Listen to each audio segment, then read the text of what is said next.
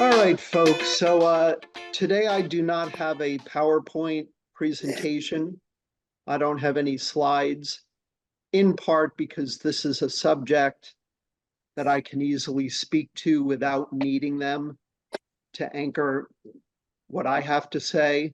But more importantly, because just the other day, I finally got past COVID and managed to test negative, after which I had to air out my entire house, which in the middle of February in New England is no fun. It went down to 55 degrees in my house at one. So it's been an involved 2 weeks to say the least, but that's okay.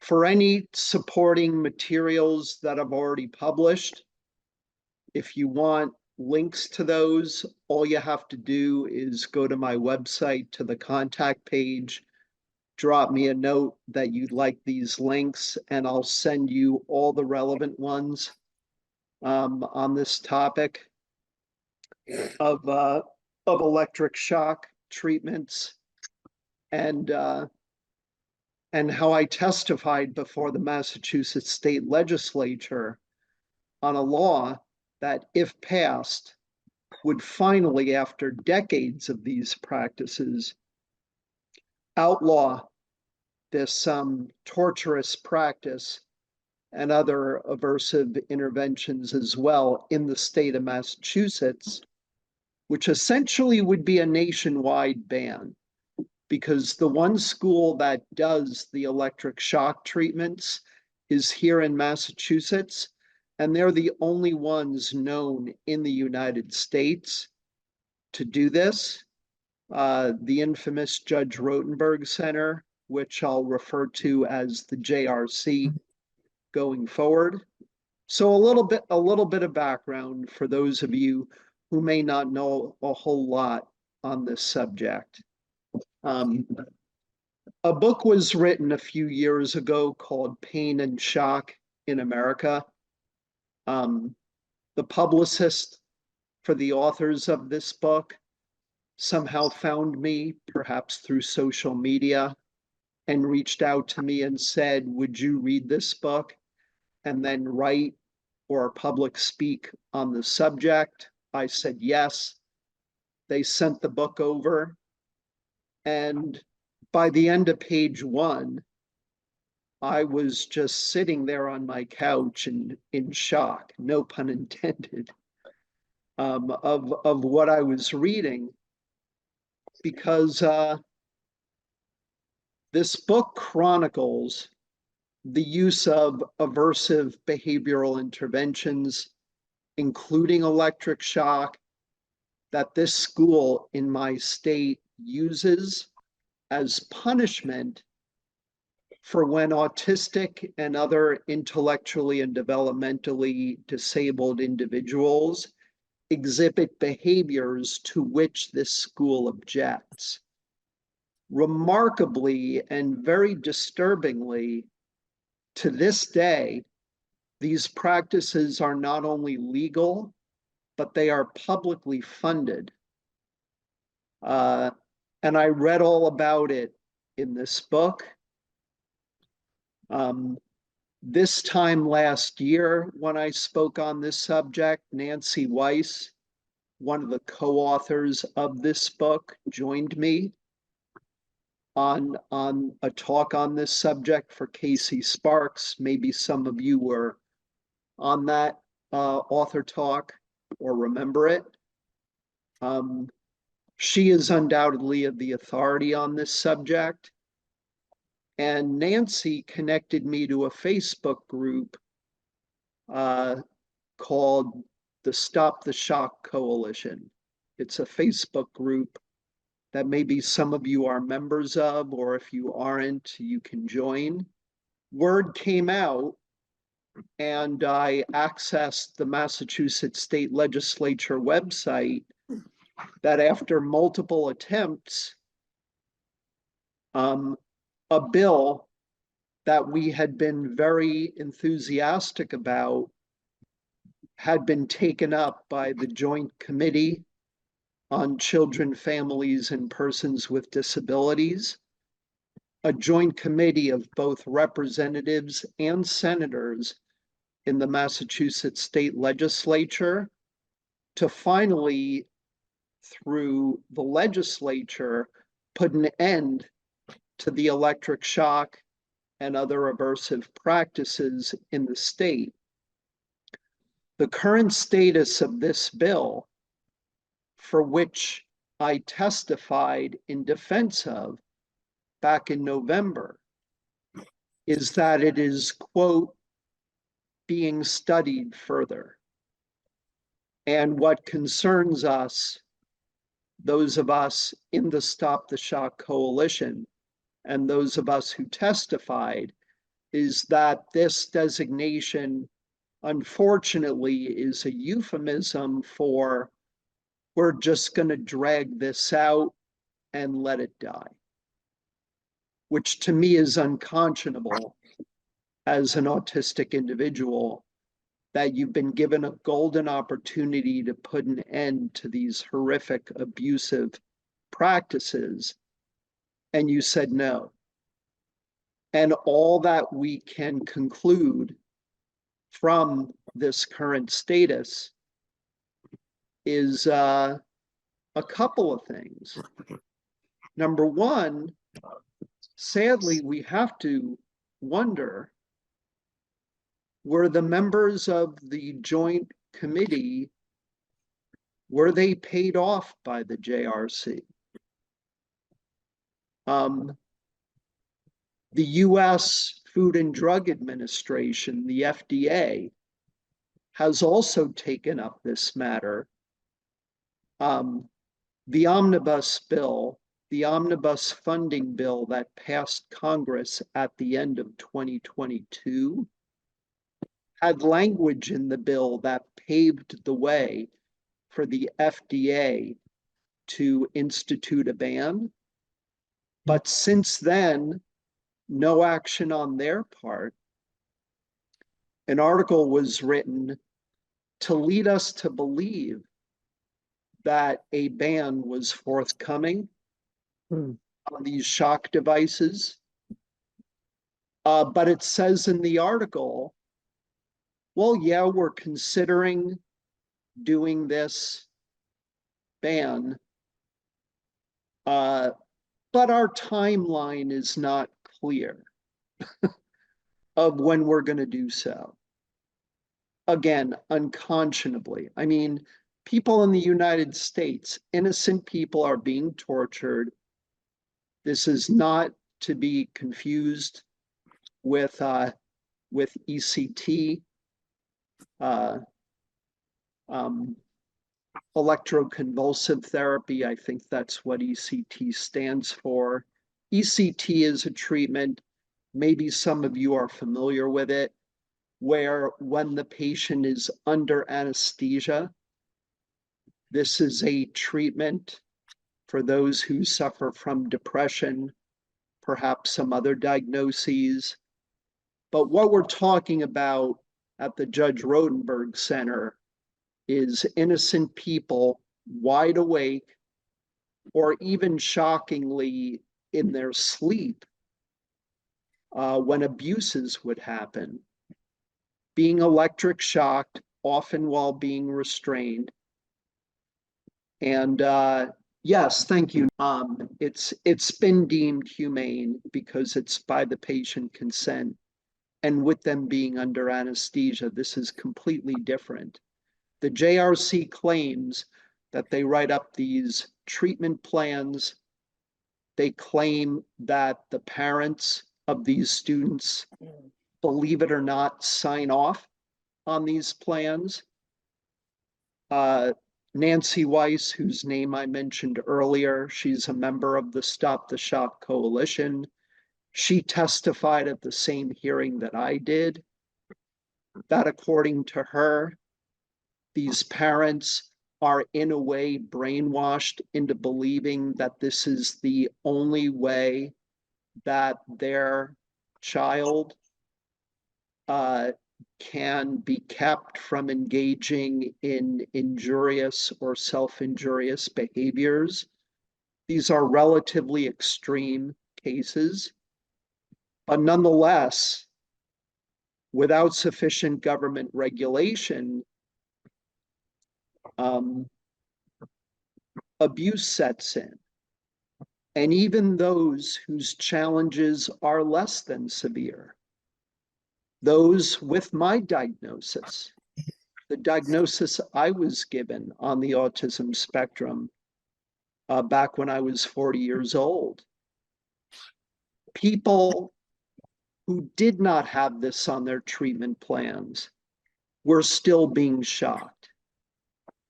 And they were being shocked for considerably less than injurious or self-injurious behaviors. Shocked for getting out of their seat when they were told not to, maybe because they had to go to the bathroom. Shocked for stimming behaviors, self-stimulating behaviors that society has decided are unacceptable, but that are essential for many of us who are autistic as a self-regulatory strategy. This one woman who's written about in the book Pain and Shock in America, and who testified that it happened in her sleep. She was asleep. It's torture, it's abuse, it's dehumanization. When I wrote about this hearing, I made the point that torture is not the way to go about trying to help somebody. The JRC very emphatically claims that these practices are helping their students. They have publicly said so. They reiterated that during the hearing. They said something about when a news reporter tried the shock device on their leg as one of the things, because I did a presentation on this with disability history. One of the people at the JRC said, in order for it to work, it has to hurt. It's arguably criminal in my view, and fittingly, the United Nations calls it torture. But when I testified at this public hearing, the overwhelming majority of us were very, very passionate about wanting to see these aversive practices ended. There were people like me in the anti-aversive advocate community. There were survivors of these practices at the JRC. There were all kinds of experts testifying on all the harm that these electric shocks do, whether it's burn marks, whether it's tissue damage. Key among these, PTSD, as you can imagine, perhaps. And there were experts testifying that for a while now, that there are alternative, proven, more humane interventions to help intellectually and developmentally disabled individuals exhibiting these more extreme behaviors, many of which involved the intervention of animals. Horse riding was mentioned, interventions involving dogs, other proven interventions, that it's not as if the JRC can say, ours is the only way to go. Not true. That's a lie.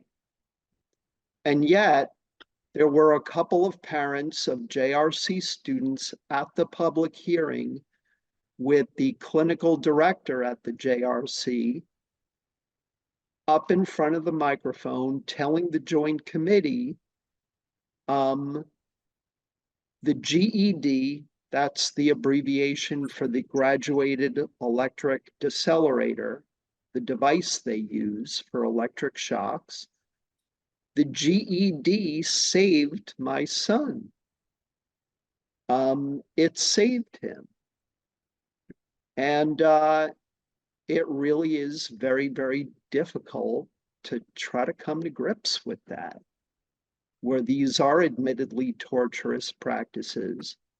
The JRC says it's a last resort intervention, and yet people for whom this is not intended by them for, still getting shocked, again, because without sufficient regulation, mistakes and abuse in the operation of these GED devices is inevitable.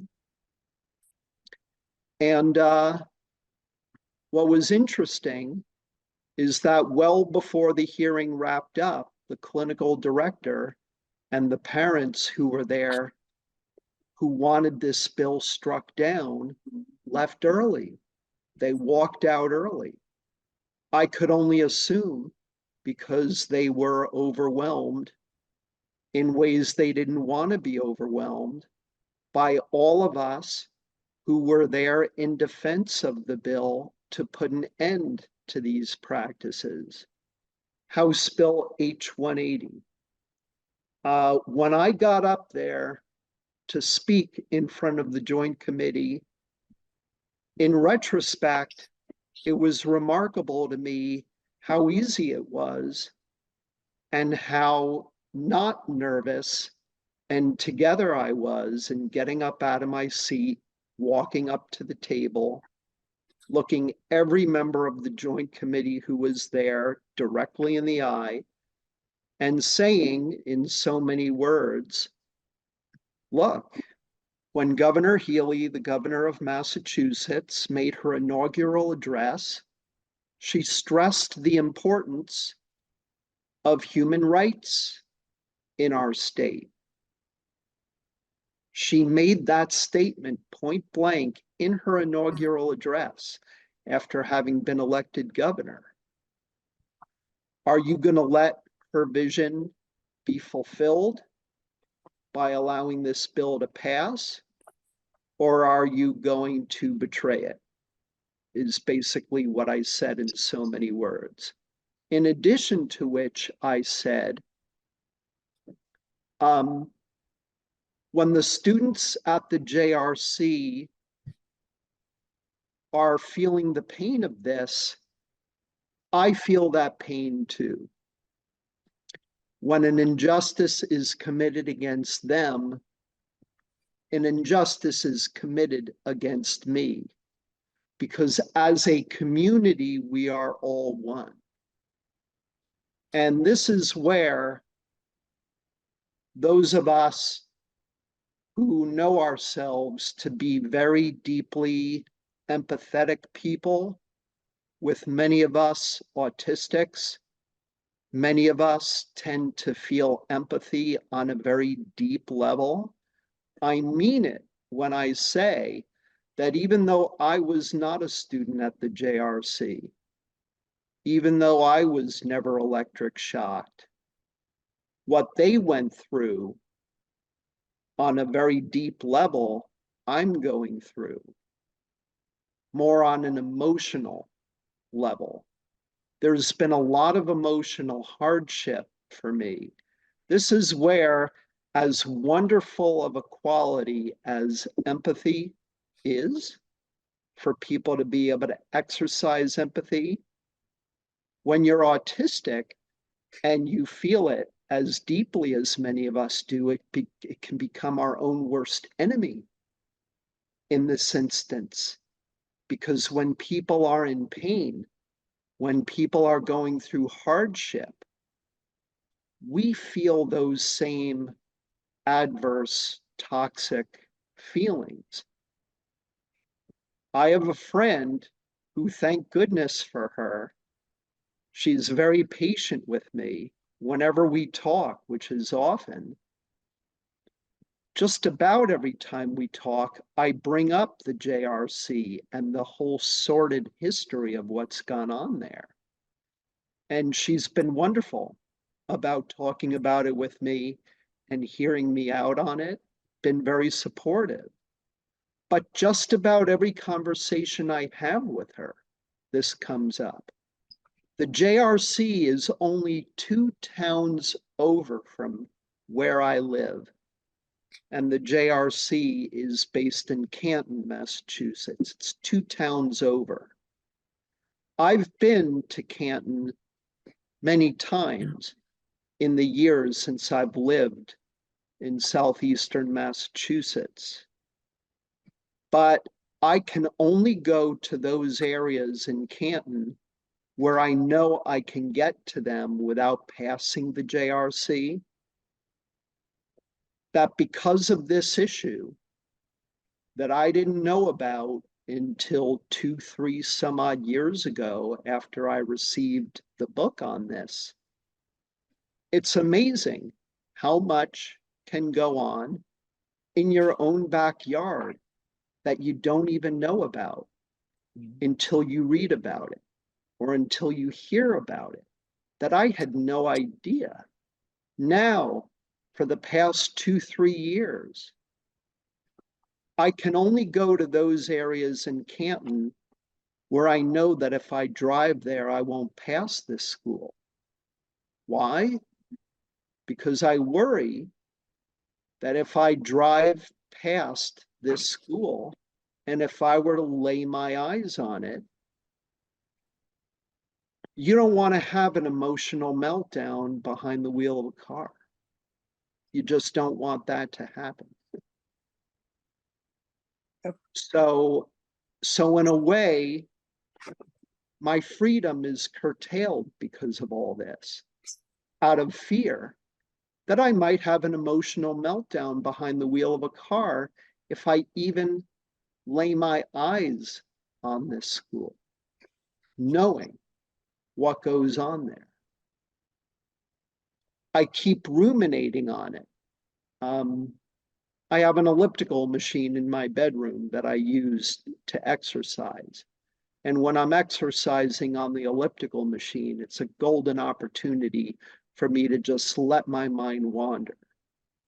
And more often than not, while I'm exercising, I fall into the trap of continually ruminating on this whole issue. It can keep me up at night, knowing that what's going on here is only 2 towns over from where I live. So proximity matters. It's very interesting that you live 2 towns over. As I was gonna say, oh, it's in Canton, Mass, because I did so much. I actually wrote a letter to the FDA to say stop the shock, and they never replied to me at any source, not written back one single letter about my concern.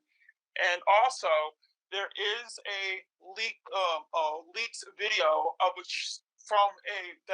where the Judge Rotenberg Center had a student that was on this. I think it's on YouTube, but they might have taken it down. It is a video of when they actually physically see probably like a 12-year-old child getting shot 30 times.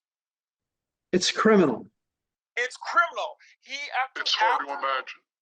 After that was blown, that was shown on the news, and after that they still want to shock people. And the reason why they shocked him because he didn't put his coat on. My perception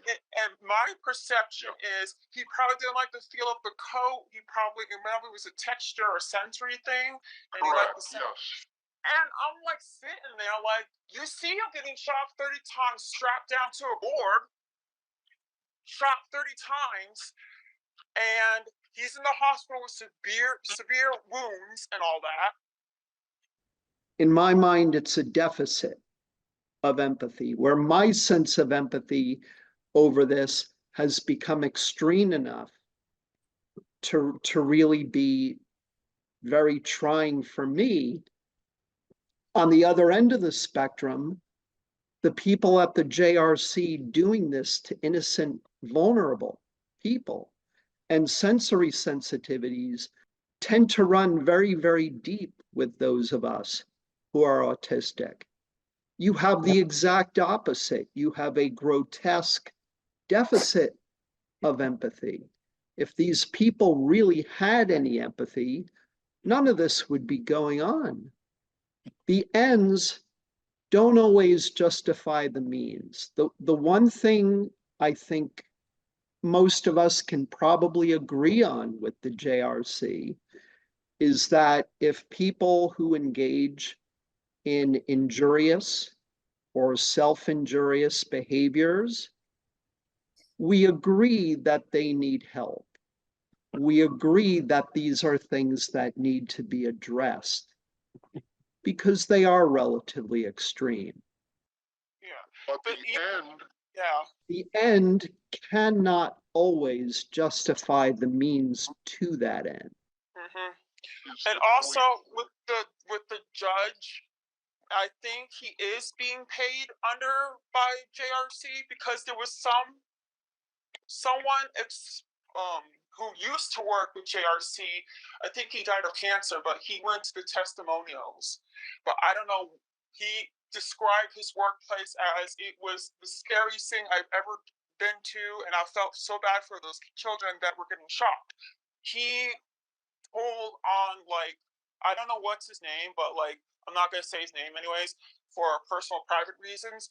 But he said that there is a definite percentage that JRC is paying the judge under the rug.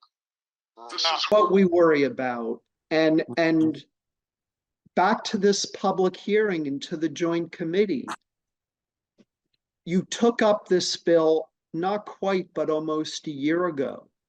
The public hearing was in November. People were testifying at the public hearing that others had approached them to ask, so what? Was this going on like 100, 150 years ago? Where was it going on? No, today in our state. And yet they designate it to be studied further. What the heck do they need more time for to decide really the fate of these students? We worry about people getting paid off. We worry about the excuse of, oh, the FDA is expected to take this up. So that lets us off the hook. No, it doesn't. Matthew was, I don't know what's his name. He was the first guy that invented the GP, whatever his name is. That driven advice thing for the legs to shock them or whatever. What is it called? the GED, Yes, thank you. graduated electric decelerator. His name was Matthew something. I don't know. He's kicked out of there, but they won't say the actual reason why. But the people at the JRC stated, what was I gonna say? Something about, we were talking about being paid off, but also there have been people in that center that I know that have survived from or still in there that are just going from sleep deprivation, food deprivation, shock, PTSD, and I know one of the people that has a YouTube channel now was in Judge Rotenberg Center, and she got out of there. And she's written about in the book, and she testified with us remotely. Yes, I saw testimony, including from Nancy Weiss, one of the co-authors of Pain and Shock in America. And there's a link to the entire testimony, the public hearing. There's a link to that in the latest article that I read. That again, if you reach out to me on my website, I'll email you that link.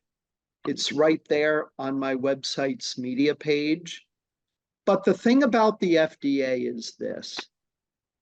They found out 7 some odd years prior, 7 some odd years, they found out about these practices before they instituted a ban round about 2020.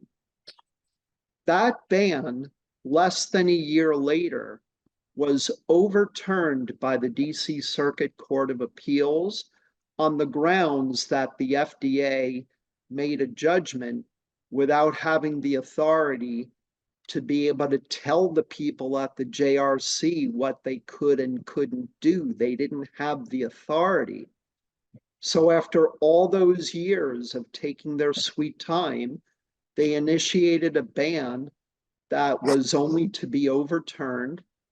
And now they have the go-ahead from Congress, which I'm reasonably optimistic, which many people in the advocacy community are reasonably optimistic is enough for them to make the ban again and to have it stick. I asked the Joint Committee, people who have been on this, trying to get this done for years, so why did Congress kick the can down the road? Why did Congress not just do the ban? They pass laws. They kick the can down the road to the FDA, maybe knowing or maybe not knowing that they took their own sweet time on this while people are being tortured.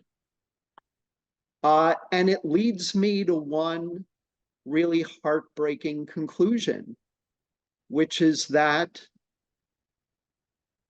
disabled individuals in this country, and really people who are different than the majority of people in this country in whatever respect, whether it's respect to race, whether it's with respect to LGBTQ, whether it's with respect to neurodiversity, we are stigmatized and we are marginalized and pathologized to varying extents in this society. And under those circumstances, with us, sadly, it's easy for people with bad intent. It's easier for us to be dehumanized than those who are deemed quote unquote normal, whatever the hell that's supposed to mean. And There is no normal. So what the hell are they talking about? When you're dehumanized, sadly, these kinds of practices become easier to justify. That's my take. And it's wrong. And me and the Stop the Shock Coalition and others fighting this aren't going to stop. We're not giving up. It's not as if the Joint Committee has officially killed the bill before it can even make its way out of committee, which, by the way, is only an early step in the process. If by some miracle, despite being put into further study mode, it does make it out of committee, I've learned that in the Massachusetts State Legislature, there are other more powerful, what I call gateway committees, one of which is the House Ways and Means Committee, that it's got to get through, maybe another committee before getting to the House floor for a vote. Then it needs to be voted for, and then it needs to be put on Governor Healy's desk. And by the time that happens, if by some miracle it gets that far, then how long will it take the JRC? How long will they be given to get rid of these devices? But sadly, those who know more about Massachusetts politics than I do on the Stop the Shock Coalition tell me that if the Joint Committee promotes a bill for further study, it's a euphemism for we're just going to wait to kill this bill. I'll believe it when I actually see it, because I'm a very matter-of-fact person. I make the distinction between a bill that is deemed needing to be studied more versus actually being killed. but in a way it makes sense to me at the same time, where a certain action more often than not would imply this kind of unfortunate outcome. So when I heard from the Stop the Shock Coalition, after all of the overwhelmingly passionate testimony at this hearing, that this bill was going to be killed, that according to somebody knowledgeable, all but 2 people on the committee voted to essentially kill it.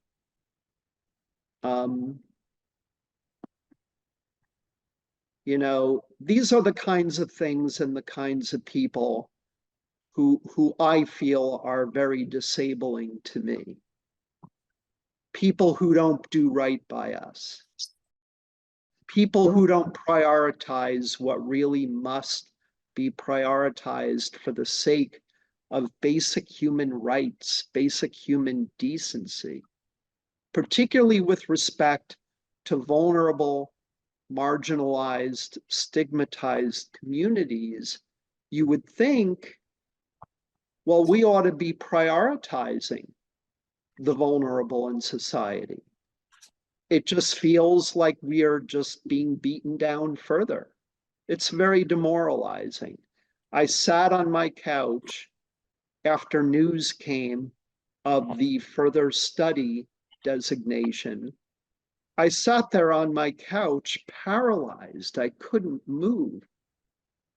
My mouth was wide open. I was holding my cell phone in my hands. I had tears in my eyes. And for a length of time, I couldn't even move. By some miracle, eventually, I was able to get up and get myself to bed and somehow go on. But that was easier said than done. It just really makes you wonder.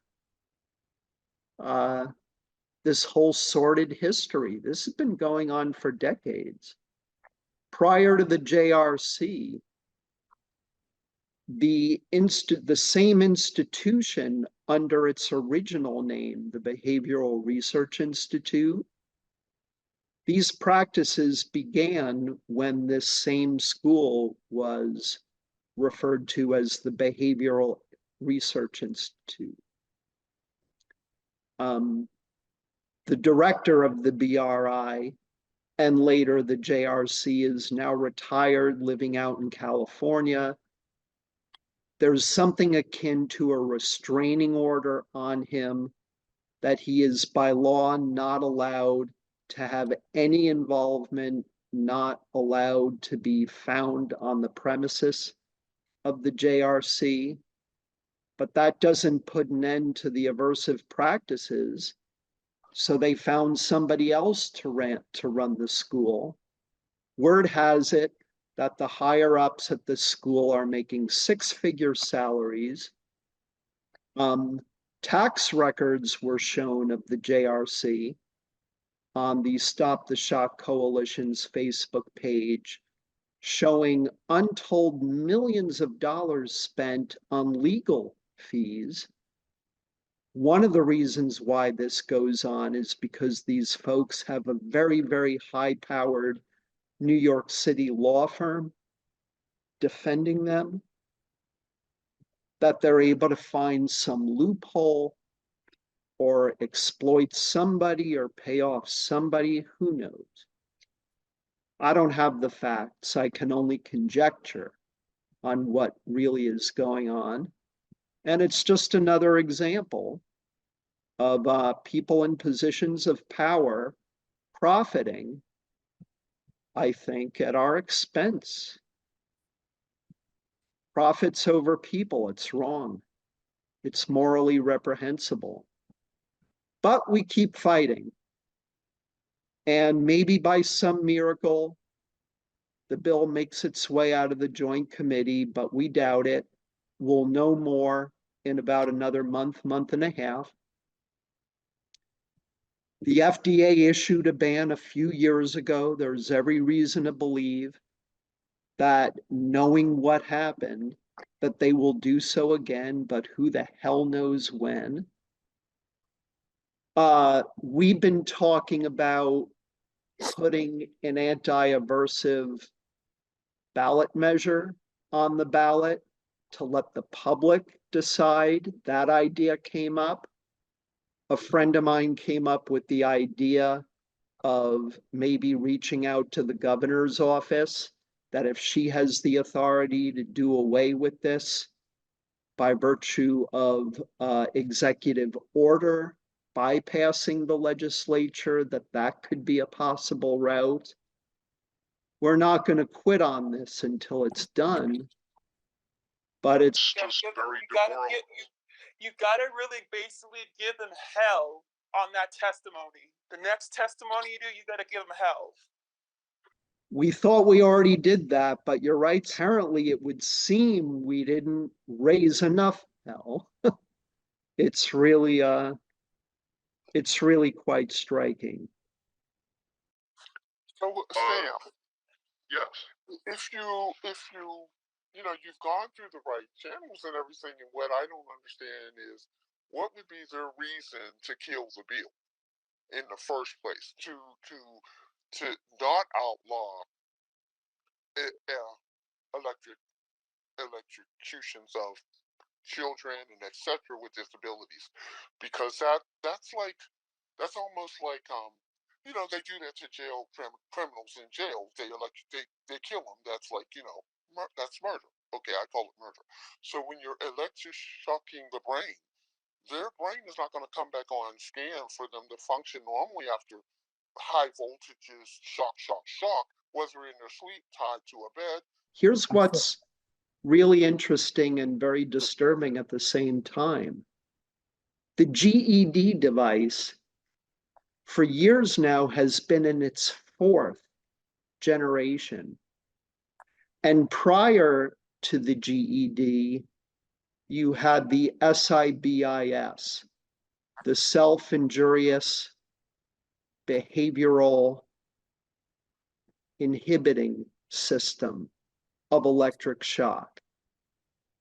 What they found was that after a length of time, students became desensitized to the weaker electric shock devices, which warranted the design of a more potent device, and again, a more potent device, and again, and again, and again, until today we have the GED-4 with increasing levels of amperage, many times that of a stun gun. I did this research, I wrote about it. I mean, what the hell here? This is legal, publicly funded torture in 2024 in America. And these legislators on the Joint Committee still have a golden opportunity to do something about it.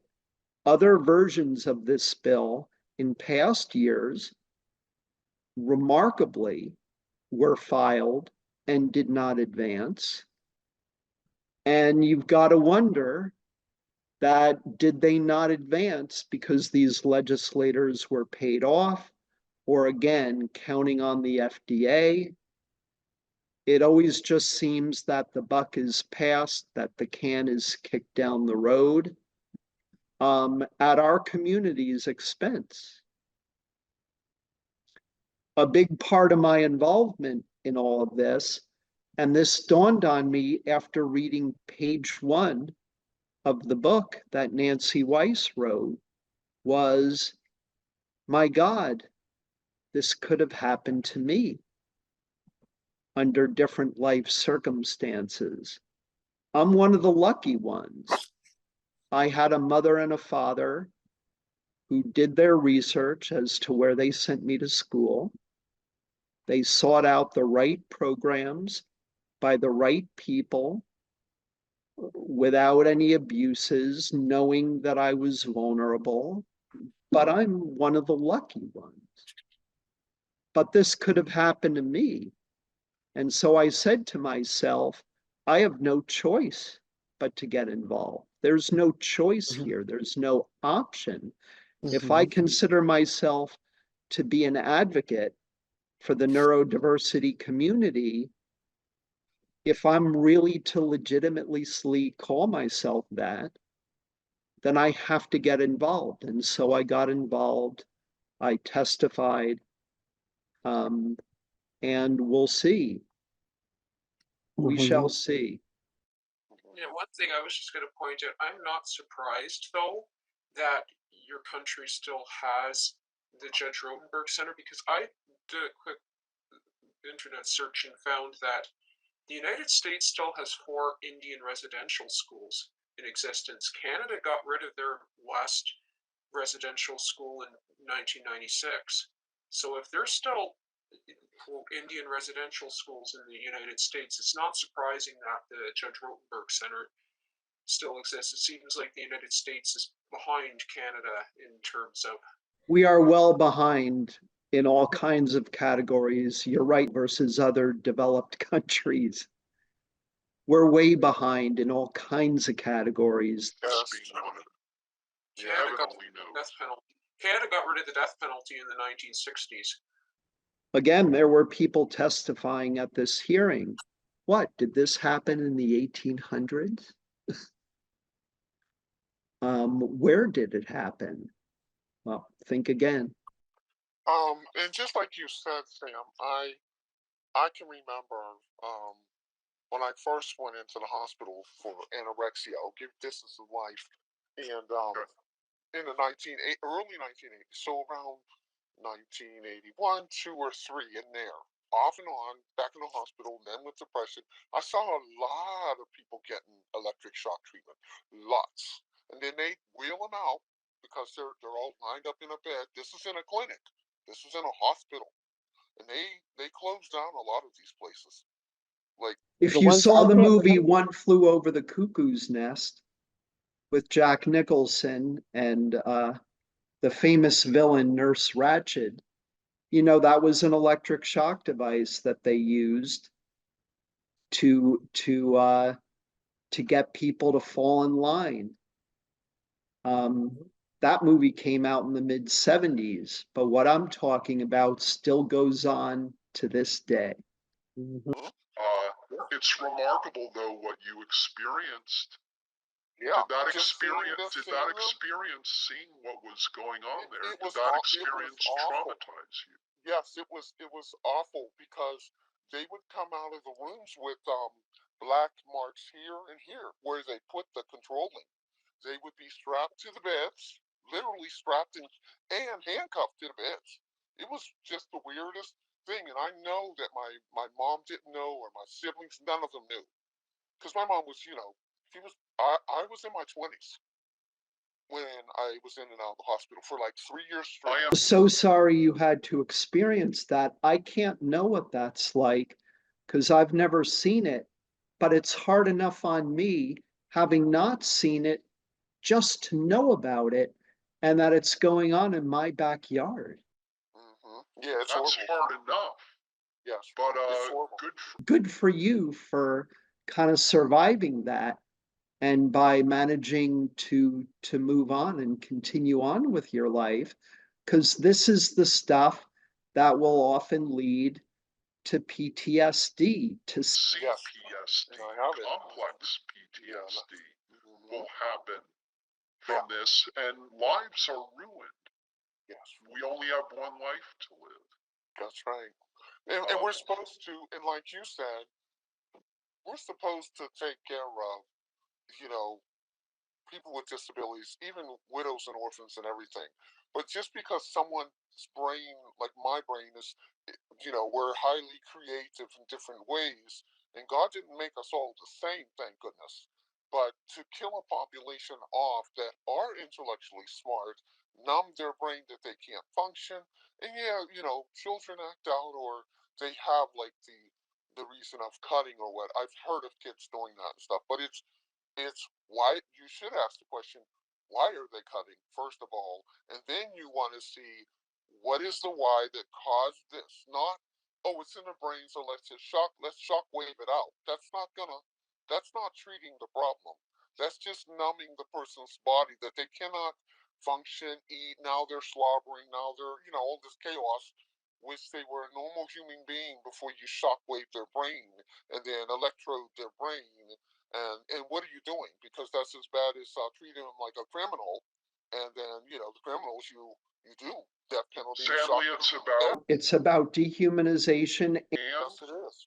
And it's about power. Yes, it is. And that people in positions of power will often abuse it. And yes, this is a flagrant abuse of power. It's so many disturbing things that contribute to all that's wrong in society. Against vulnerable, marginalized, stigmatized communities at the hands of people in positions of power. A lot of it, sadly, it's a power play. Who knows when it can be put to an end? All these injustices, there's just too much of it. It gets overwhelmed. It can affect mental health. I confessed to a friend over email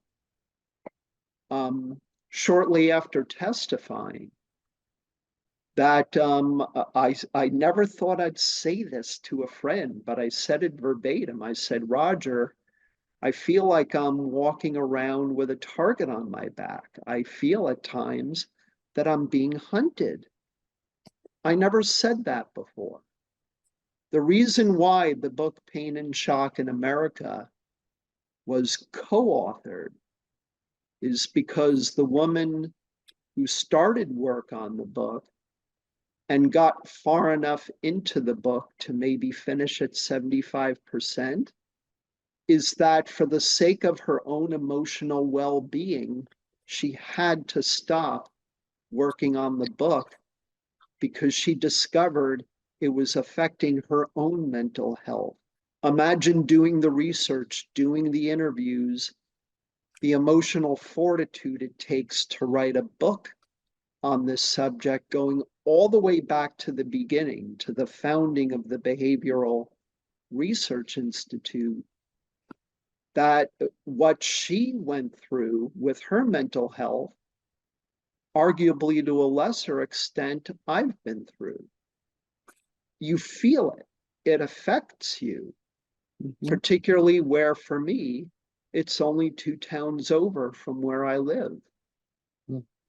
The only way I can figure that I can live my day-to-day life, and thankfully I'm able to do that, it tells you that maybe many of us have that inner sense of strength, more of a sense of that than maybe we would have thought. Because to deal with all this takes inner strength to be able to deal with it. All right, good discussion. A depressing one, but an important one to talk about, to be aware of, to spread the word on. Not enough people will ever know about this whole sordid saga. There will never be enough people who know about this. And so I continue to talk about it. I continue to write about it. When the ultimate fate of this bill is decided, which may happen as soon as March, I'll be writing about it yet again, because in a way I feel obligated. People need to know about these things going on. If the ballot measure approach is pursued by the Stop the Shock coalition, I'm fairly confident we can gather the signatures needed. I would certainly be part of that effort. It's a Massachusetts problem and it's a national problem. Arguably, it's a world problem. Heaven knows abroad where these practices happen. I won't conjecture on that. But this shouldn't be going on in America in 2024. It should not be going on. Needs to be put to an end. Sorry, has there been any race, looking at the race makeup of most of the people at Judge Rotenberg? Like, is there, for example, a disproportionate number of Indigenous people there? Predictably, but very, very sadly, most of the individuals there are people in communities of color. Not surprised. And that's written about in Pain and Shock in America as well. Jennifer Musumba, who testified at the hearing, she's Black. Many others.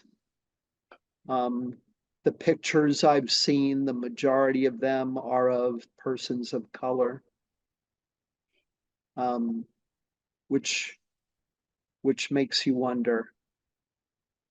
With autism and with intellectual and developmental disabilities, there's obviously a great deal of intersectionality. It knows, our community knows no bounds. Whatever color, whatever race, however you identify gender-wise, sexual orientation, ethnicity. We're a worldwide community. And for neurodivergence in general, it's been estimated at 1 of 5 people is neurodivergent in some way. 1 out of 5, that's 20%.